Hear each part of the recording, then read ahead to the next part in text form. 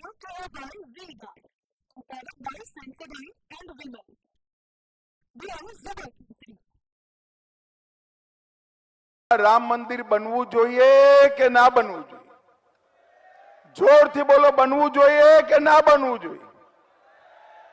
70 વર્ષથી આ કોંગ્રેસ પાર્ટી રામ મંદિરના મુદ્દાને લટકાઈને રાખે. તમે મોદી સાહેબને બીજી વાર વડાપ્રધાન બનાયા. મોદી સાહેબે 5 જ વર્ષમાં કેસે જીત્યો, ભૂમિપૂજને કર્યું અને પ્રાણ પ્રતિષ્ઠા કરી જય શ્રી રામ કરી કાઢ્યું. ભાઈઓ બહેનો, કેસરિયા થી મન જોગી થયું રે, દિલ ઝૂમે જુઓ મત મસ્ત થયું રે.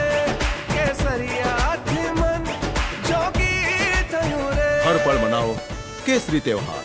विमल, बोलो जुबान केसरी. રાહુલ બાબા, એમની બેન પ્રિયંકા, માતાજી સોનિયાબેન, બધાને આપણે આમંત્રણ ભેજ્યું હતું. આ કેજરીવાલને મોકલ્યું હતું, પણ કોઈ પ્રાણ પ્રતિષ્ઠામાં ના આવ્યું. કેમ કેમ ના આવ્યું? છોટા ઉદેપુર વાળા કહો તો મને જરા.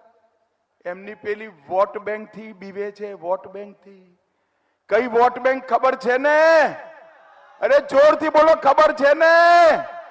પાક્કી ખબર છે? તો હું કહી દઉં, અમે એ વોટ બેંક થી નથી ડરતા. નરેન્દ્ર મોદીજીએ રામ મંદિરનું સ્વપ્ન પૂરું કરવાનું કામ. કાશી વિશ્વનાથનો કોરિડોર બનાવ્યો.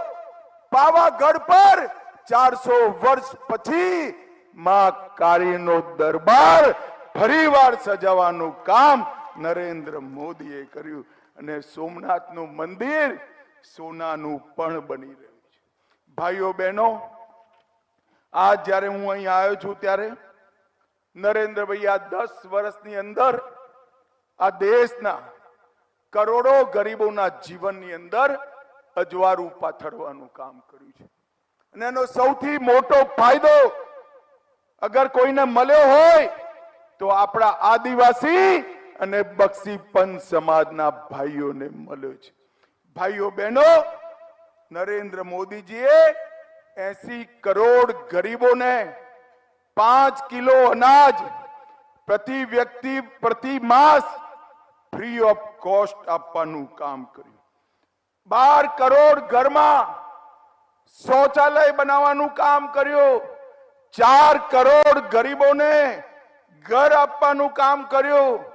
10 કરોડ ગરીબોને ગેસનું સિલિન્ડર આપવાનું કામ કર્યું.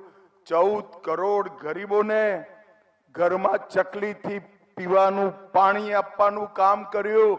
અને 60 કરોડ લોકોને 5 લાખ સુધીનો બધો જ સ્વાસ્થ્યનો ખર્ચો નરેન્દ્ર મોદી સાહેબે આપવાનો નિર્ણય કર્યો.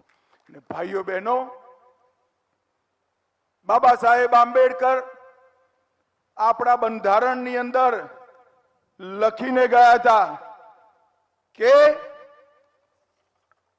આદિવાસીઓની જેટલી વસ્તી હોય એ વસ્તીના પ્રમાણમાં એમને બજેટમાં હિસ્સેદારી આપવી. 2001માં નરેન્દ્રભાઈ મુખ્યમંત્રી બન્યા. 2002માં ફરીવાર બન્યા. અને ભારતનું બંધારણ આયા પછી પહેલી વાર ગુજરાતના બજેટમાં 14% પૈસા મારા આદિવાસી ભાઈઓ બહેનો માટે ફાળવવાનું કામ નરેન્દ્ર મોદીજીએ કર્યું. વન બંધુ કલ્યાણ યોજના, જેમાં આદિવાસી વ્યક્તિ, ગામ, ક્ષેત્ર અને સમગ્ર વિકાસનો વિસ્તારનો વિકાસ થાય એ પ્રકારનું કામ કરે. દરેક આદિવાસી ગામમાં મને કહેજો ભાઈ, છોટા ઉદેપુર વાળો, 24 કલાક વીજળી આવે છે કે નથી આવતી? જોરથી બોલો, આવે છે કે નહીં? દરેક આદિવાસી ગામમાં સરખી ભણવાની વ્યવસ્થા કરી. પબ્લિક હેલ્થ સેન્ટરના, કોમ્યુનિટી હેલ્થ સેન્ટરના જારા ગૂંઠ્યા.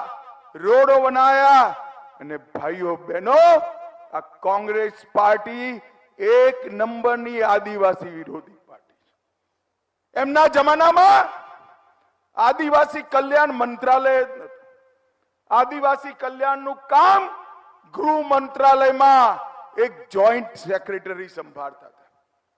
અટલજી વડાપ્રધાન બન્યા 1999માં આદિવાસીઓ માટે સૌથી પહેલું અલગ મંત્રાલય બનાવવાનું કામ અટલ બિહારી વાજપેયીએ કર્યું. મિત્રો, વાજપેયી જઈ ગયું.